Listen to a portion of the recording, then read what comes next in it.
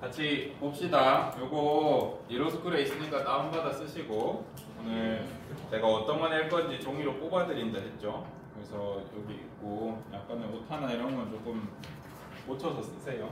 빨리 만든다 드리겠습니다. 우리 다음 시간 우리 언제 들었니? 금요일 들었죠. 금요일 2교시쯤에 이제 소형평가 마지막 시간 한다라고 생각해 주시면 되고, 크게 두 가지 평가가 있습니다. 이제 원래 조였던 친구들이랑 같이 협동평가, 그냥 간단하게 한 문제 정도 다 같이 해결하는 거, 그건 문제가 없을 것 같고요. 오늘 하는 내용 중에서 이제 개별평가 내용이 나올 겁니다. 확인 문제 한 5개 정도 된다고 생각하면 되고, 이때까지 열심히 수업에 참여했던 친구들이라면 틀리진 않을 거예요. 그리고 참여 제대로 안 했다 하더라도 오늘 수업 들으시면 한 10분, 15분 하고 나면 아마 안 틀릴 겁니다. 그래서 친구들이 있길 바랬는데 없네. 진짜 일단 봅시다. 뉴클레오타이드라는 개념은 배웠죠.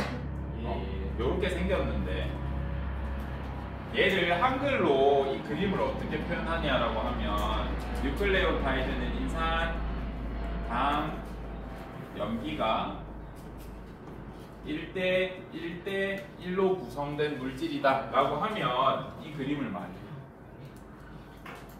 이해되시죠? 그래서 그걸 좀 기억을 해주셨으면 좋겠고, 당연히 인산, 당, 염기로 이루어진다는 사실 정도는 아셔야 됩니다. 여기 있는 것처럼 아예 화학식을 통째로 외우고 그럴 필요는 전혀 없지만 인산, 당, 염기가 어떻게 생겼는지 대략적인 건 우리가 조립도 해보고 만져봤기 때문에 할 줄 아셔야 됩니다. 두 번째 기억하셔야 될 게, 우리가 이제 수업을 하면서 첫 시간, 둘째 시간, 셋째 시간 전부 다 공통적으로 염기에 대해서 우리가 좀 실물 가까운 것들을 봤어요. 그래서 A랑 G, T랑 C의 특징이 있었는데 뭐가 더 크기가 컸었어? 여러분이 퍼즐이던 모형이던 분자 모형 전부 다 아데닌, 구아닌의 사이즈가 티민, 사이토신보단 컸어요. 그래서 그걸 꼭 기억해 주셔야 됩니다. 한창 우리 요거 할 때 아시안 게임 시즌이었으니까 AG로 외우셔도 되고 얘가 크기가 더 크다 정도는 기억을 꼭 하셔야 됩니다. 나중에 두고두고 쓸 거니까. 그래서 꼭 요거는 기억을 해 두십시오. 조립을 했다면 최소한 이거 알고 계셨어야 한다. 그 다음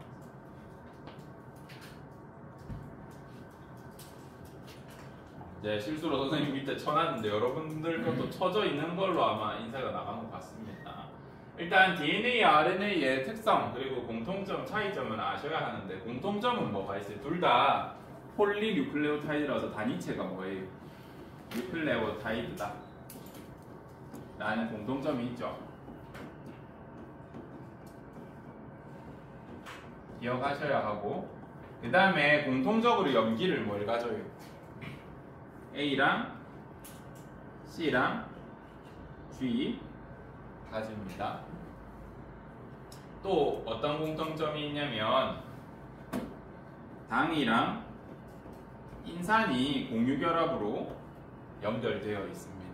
우리가 학습하면서 우리 조금 이따 아래쪽 그림에서 볼 건데, DNA가 어떻게 뉴클레오타이드들이 연결되어 있습니까? 라고 하면 당이랑 인산이 서로 이렇게 공유결합으로 연결되어 있기 때문에 당, 인산이 연결되어 있다는 것 정도는 공통점으로 기억을 하시기 바랍니다. 그리고 기억하셔야 된다.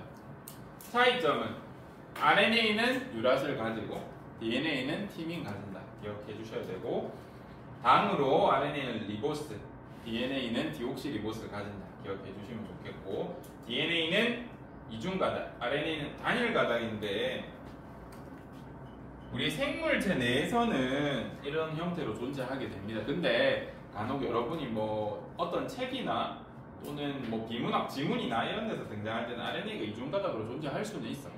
왜냐하면 A랑 U가 서로 상고적이고 G랑 C가 서로 상고적이니까 억지로 이중가닥 만들 수 있거든요. 실험실에서는. 그래서 가능은 하다. 근데 생명체 내에서는 그럴 일이 없기 때문에 이렇게 기억하셔도 됩니다. 그 다음에 DNA는 암호를 트리플렛 코드라고 부르고 RNA는 암호를 코돈이라고 한다. 여기에 추가적으로 우리 뭐도 배웠어요? tRNA도 배웠죠? 배웠니 이거? 예. 얘는 암호 이름이 뭐였어? 안티코돈이었습니다. 그래서 안티코돈에 대해서도 여러분이 존재를 알고 계셔야 도움이 된다. 밑에 적혀 있으니까 내려가 보겠습니다. 결국 선생님 우리가 계속 수행평가 때 뭐 한 겁니까? 라고 하면 생명 중심 원리를 다룬 거고요. 생명 중심 원리. 생명 중심 원리가 뭡니까? 라고 하면 모든 생명체는 DNA에서 RNA에서 단백질로 이렇게 정보가 이어진다 라는 게 핵심 내용이었고, DNA가 RNA로 바뀌는 거 전사라고 부르고 핵 안에 들어간다. 이거 중요합니다. 마찬가지로 RNA가 단백질로 바뀌는 거 번역이라고 하고, 얘는 핵막 바깥쪽, 세포막 안쪽인 세포질에서 일어난다. 그 위치 꼭 기억하셔야 됩니다. 저기에 전사라고 나와 있지만 사실 이걸 한글처럼 쓰면 복사라고 생각합니다. DNA와 RNA는 DNA가 표준어면 RNA가 사투리 같은 느낌이거든요.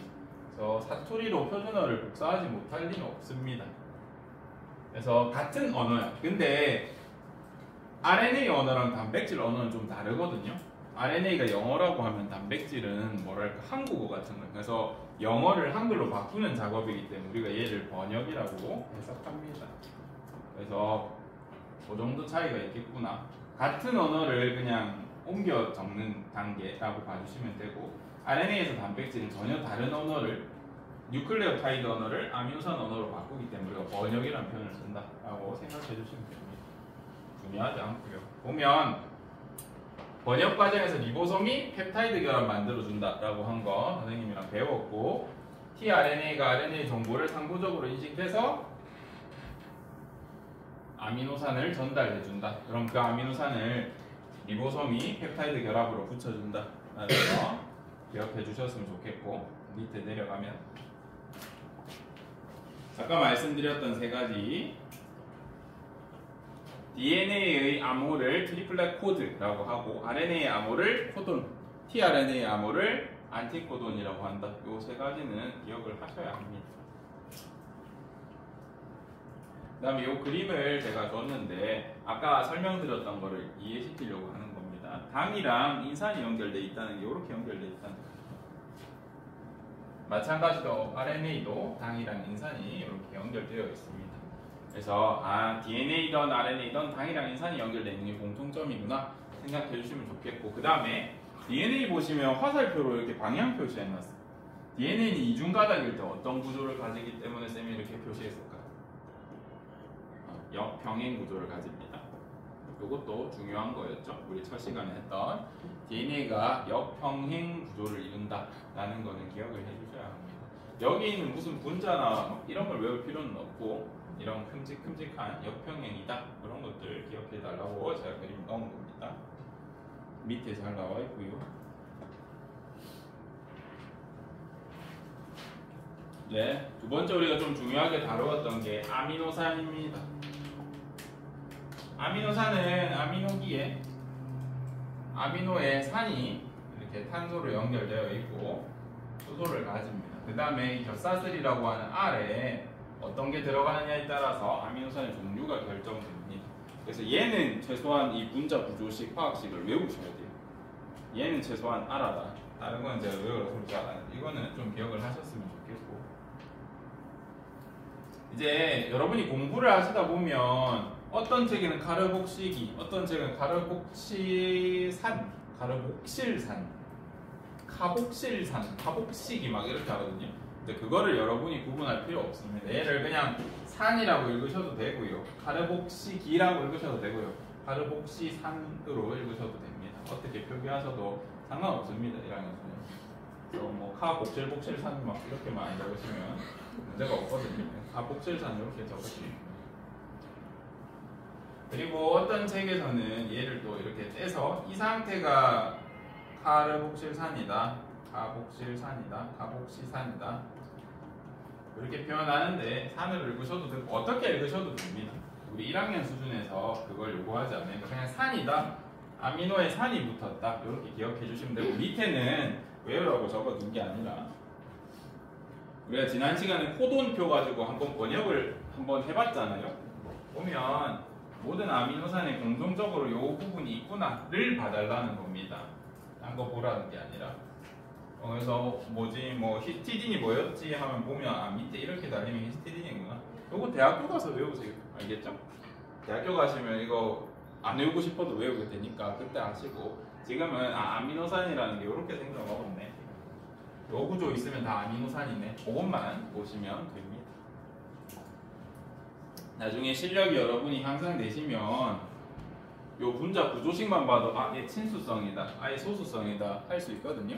그래서 공부를 화학원까지 열심히 하시면 분자 구조식만 봐도 물에 잘 녹겠다 안 녹겠다 느낌 옵니다. 인문갈 친구는, 물리학 할 친구는 모르셔도 되고 화학 생물 쪽 할 친구는 다 하셔야 돼요. 마지막으로 여기 보면 펩타이드 결합에 대해서 우리가 또 한 시간 했었습니다.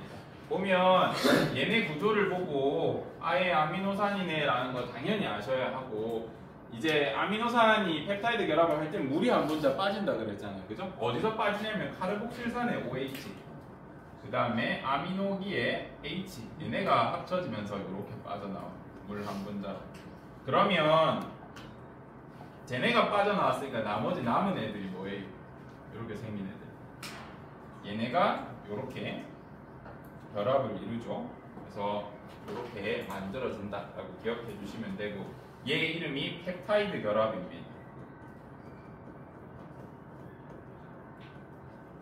여러분 얘는 좀 두고두고 쓸 예정이거든요. 여러분이 미래까지. 그래서 펩타이드 결합이 이렇게 생긴 거는 좀 외우시면 좋겠습니다. 저도 낼 테니까 그거는 좀 외워오세요. 펩타이드 결합. 이런 구조가 있으면 펩타이드 결합이구나. 아미노산끼리 결합이 아니라도 저런 구조가 있으면 펩타이드 결합이다 라고 할 수 있습니다. 그래서 이 펩타이드 결합에 대한 구조는 알아두셨으면 좋겠고, 이제 요거 말고 제가 중요하게 다뤘던 게, 예를 들어서 99개의 아미노산을 우리가 중합한다 치자. 이거 단백질 만들까요? 물 몇 분자 튀어나와요? 98분자의 물이 튀어나왔습니다. 그래서 결합하는 아미노산 개수보다 한 개 적게 물이 튀어나온다 정도만 기억하시면 우리 평가를 치르는 데는 아무 문제가 없을 것이고, 이제 지금 잠깐 설명할 거는 시험에 나오는 내용은 전혀 아닙니다. 네, 알아두시면 도움이 될 것 같아서, 우리 아미노산끼리 합쳐져서 펩타이드 결합을 이룰 수도 있는데 얘네가 끊어지는 경우도 있을 거 아닙니까? 펩티드 결합이 끊어져서 아미노산으로 돌아가는 경우도 생깁니다. 그럼 이때 뭐가 첨가돼야 될까? 마찬가지로 물이 첨가돼야 될 겁니다. 마찬가지로 물이 첨가되면서 물에 있는 OH가 여기, H가 여기로 가면서 할 수 있다. 이런 경우 뭐가 있을까라고 하면 여러분들이 고깃국 생각하시면 됩니다. 고기에 있는 단백질이 물에다 끓이면 무슨 일이 일어나? 물이 첨가되면서 아미노산이 국물에 녹아 나오거든요. 그래서 이렇게 아미노산 국물, 고기 국물을 먹을 수 있다. 역반응도 가능하다. 그냥 물이 한 분자 이렇게 된다라고 생각해 주시면 됩니다. 설명드릴 건 여기까지고요. 이것만 공부하시면 사실 개표평가 걱정은 없습니다. 우리가 여러 시간에 걸쳐서 했던 거니까. 그렇죠? 공부해서 다음 시간, 이번 주 다음 시간에 칠 겁니다. 안 온 친구들한테 좀 전해줘라. 칠 거니까. 알겠죠? 네. 끝.